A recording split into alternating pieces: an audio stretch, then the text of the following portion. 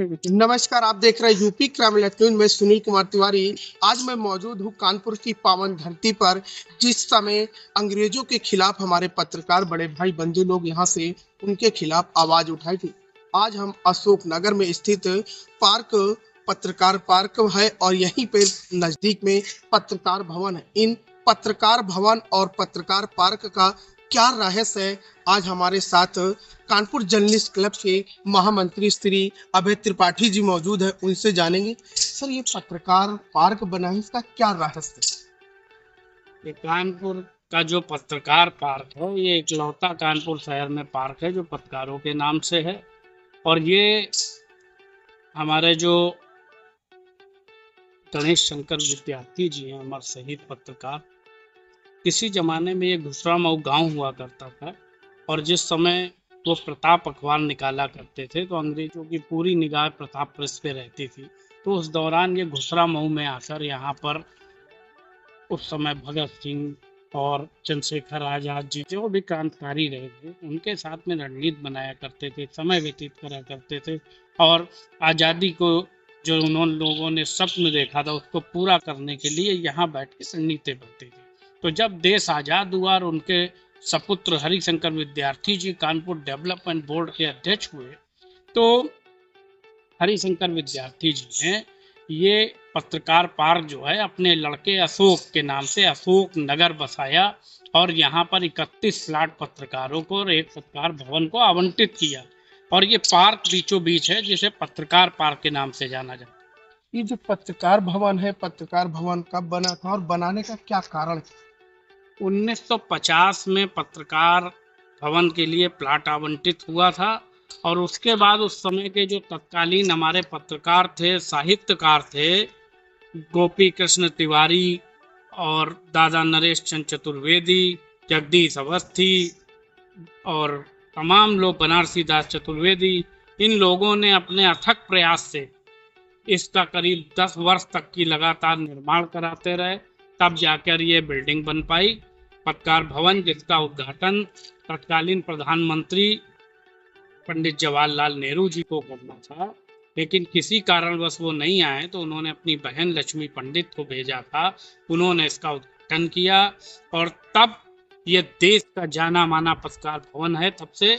और उस दौरान केवल ये कानपुर में और बनारस में 2 ही जगह पत्रकार भवन था। देश के कोई भी व्यक्ति अगर कानपुर में प्रवेश करते थे तो उनको कोई भी गोष्ठी, कार्यक्रम, पत्रकार वार्ता उस दौरान जो भी होते थे सिर्फ इसी पत्रकार भवन में होते रहे। पहले जो पत्रकार लोग थे, पहले 31 लोग थे, आज संख्या ज्यादा हो गई है। अब संख्या ज्यादा के साथ साथ में पत्रकारों का हित के बजाय अनहित लोग कर रहे हैं। उन्हें कभी गोली मार दी जाती है, सच आवाज उठाती है। पत्रकारों के हित में क्या? देखिए, पत्रकारिता जो है बहुत जोखिम भरा पेशा है। और पत्रकार जब आदमी बनता है तो उसके अंदर एक ललक होती है लोगों को न्याय दिलाने की। हाँ, ये इधर हाल फिलहाल कुछ घटनाएं ऐसी बढ़ी हैं जिसमें पत्रकारों के साथ में अत्याचार हुआ है, कहीं पर उनके साथ में घटना घटित हुई है, हत्याएं भी हुई हैं। उसको लेकर जर्नलिस्ट क्लब निरंतर मांग करता है, सरकार से भी मांग करता रहा है कि पत्रकारों के लिए पत्रकार सुरक्षा कानून लाया जाए और पत्रकारों के विकास के लिए भी सरकार कुछ काम करे, जिससे हमारे पत्रकार जो हैं वो निडर होकर निष्पक्ष पत्रकारिता करते रहें। आज की दौर पे डिजिटल मीडिया है, पहले टीवी चैनल थे, अखबार माध्यम थे, अब बहुत सारे डिजिटल माध्यम हो गए हैं। उसके लिए कानपुर के कमिश्नर साहब ने भी आवाज उठाई थी, बहुत सारे लोग सलाखों के पीछे। तो पत्रकार को क्वालिफिकेशन कितनी होनी चाहिए और उनके जो आवाज उठाते हैं उनकी आवाज क्यों दबा दी जाती है या दबाने का प्रयास किया जाता है? ये विषय बहुत ही महत्वपूर्ण है। हमारे पेशे में इधर क्या हो रहा है कि कुछ लोग पत्रकार की पत्रकारिता के भेष में अन्य कार्यों में लिप्त हो जाते हैं और जिससे पत्रकारिता की गरिमा लगातार गिर रही है। लेकिन इसके लिए केवल पत्रकार दोषी नहीं है, इसके लिए पूरा सिस्टम दोषी है। हम कहे तो जाते हैं कि हम चौथा स्तंभ हैं, लेकिन हमारे लिए कोई गाइडलाइन नहीं है। आज डिजिटल मीडिया में जिस कोई भी व्यक्ति चाहता है वो पत्रकार हो जाता है। तो इसके लिए सरकार से मांग करते हैं कि एक पूरा सिस्टम डेवलप किया जाए जिसमें रजिस्ट्रेशन के बाद ही कोई भी पत्रकारिता कर सके, उसमें एक क्लॉज एजुकेशन का भी हो और सारी चीजें हो।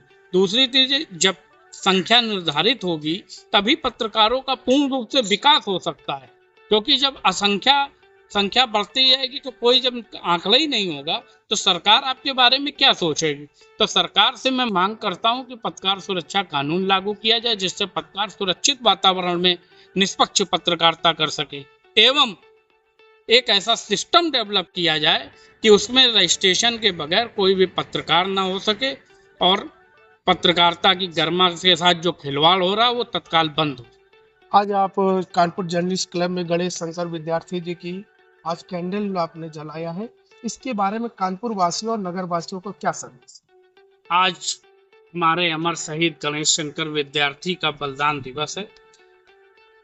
उन्हें श्रद्धांजलि देने के लिए हम लोगों ने एक गोष्ठी का आयोजन किया था, जिसमें कानपुर शहर के वरिष्ठ पत्रकारों ने भाग लिया, अपने विचार व्यक्त किए और हमें संदेश दिया कि हमें गणेश शंकर विद्यार्थी के सिद्धांतों पर चलना चाहिए और उनके जीवन से हमें बहुत कुछ सीखने को मिलता है।